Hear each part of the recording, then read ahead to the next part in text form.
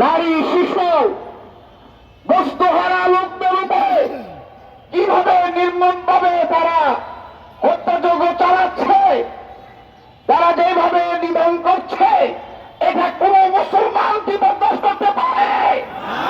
আজকে বিশ্ব মানবতা কোথায়? আমরা জিজ্ঞাসা করতে চাই জাতিসংঘকে, তুমি কিসের জাতিসংঘ? তুমি কিসের জাতিসংঘ? তোমার ভূমিকা কি? সারা পৃথিবীর কোটি কোটি টাকা খরচ করছো, তুমি কাজটা কি করছো?